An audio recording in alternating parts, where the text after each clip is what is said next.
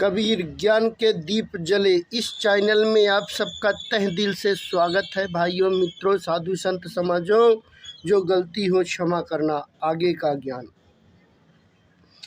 यदि किसी को सत्संग सुनना आ जाए तो वह बड़ा विद्वान बन जाए।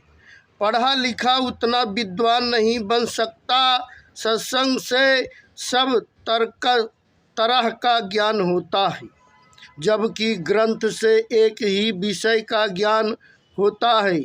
हाँ, यदि कोई व्यक्ति गीता का पाठ ठीक कर तरह से अध्ययन करेगा तो हर एक विषयों में उसकी बुद्धि प्रवेश करेगी।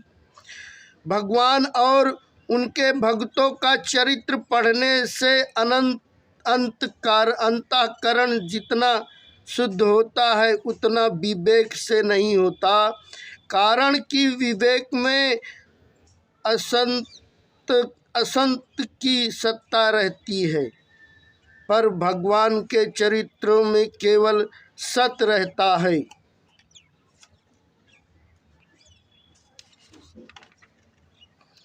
अनुभवी पुरुषों में भी वक्त कोई एक ही होता है। तत्वज्ञान पुरुष के द्वारा जो तत्व मिलता है वह अभ्यास से नहीं मिलता। वक्त के अनुभव में और श्रोता के अनुभव में बड़ा फर्क है।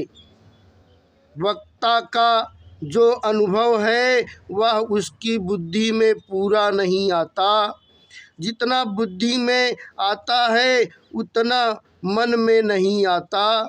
जितना मन में आता है उतना वाणी में नहीं आता। वाणी से निकली हुई बात तो श्रोता जितना सुनता है उतना मन से मनन नहीं करता।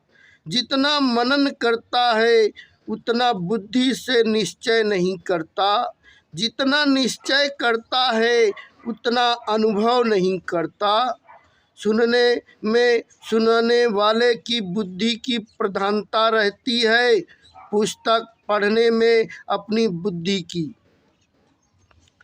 अपनी माँ के थनों से दूध पीने से बछड़े की जितनी पुष्टि होती है उतनी केवल दूध पीने से नहीं होती। तत्व ज्ञान अंतःकरण से नहीं होता, वह कारण भी नहीं करता और कर्ता भी नहीं करता। तत्वबोध कारण रहित होता है, साधन कारण निर्लेप्सता होता है। तत्व ज्ञान से तत्व की प्राप्ति होती है, प्रयुक्त अज्ञान का नाश होता है।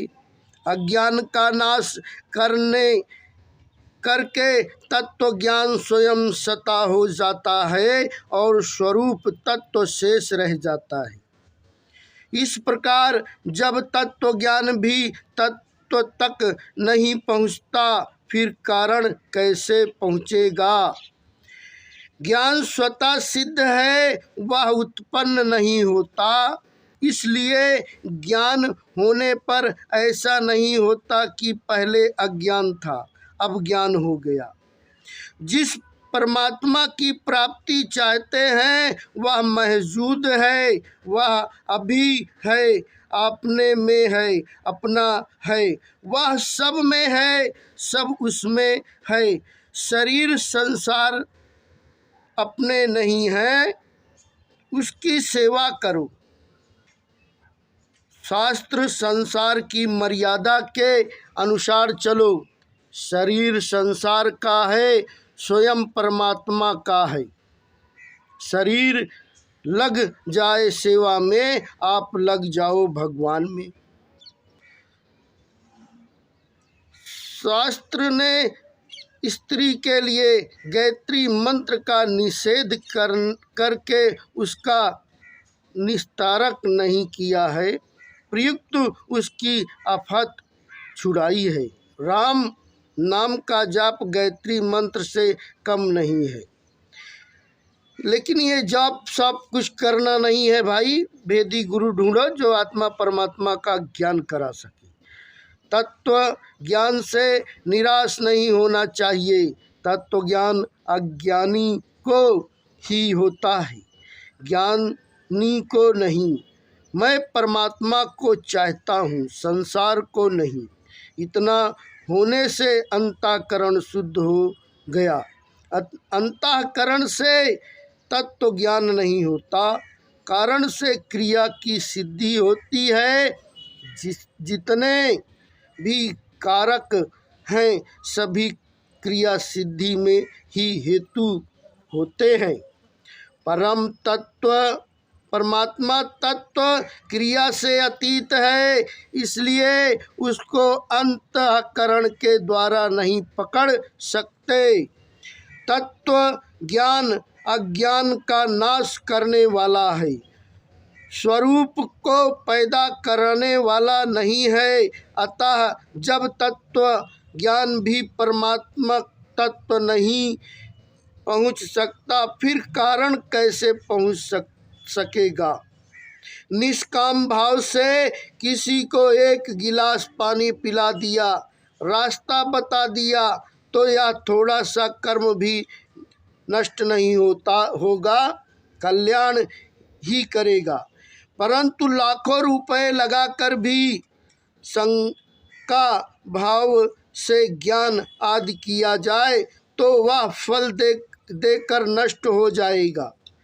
कल्याण चाहते हो तो निरंतर सतगुरु की शरण करो और परमात्मा के दर्शन करने का उपाय करो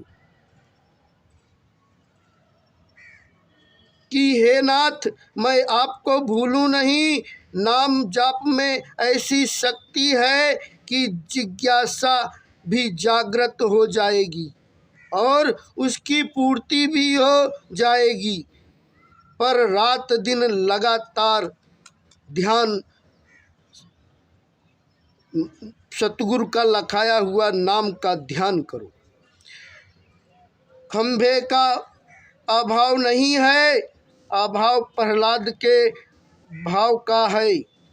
परमात्मा मैंपन से भी नज़दीक है, मैंपन प्राकृतिक का है, मैं हूँ। इसमें हूँ में ही है सतनाम साहिब बंदगी।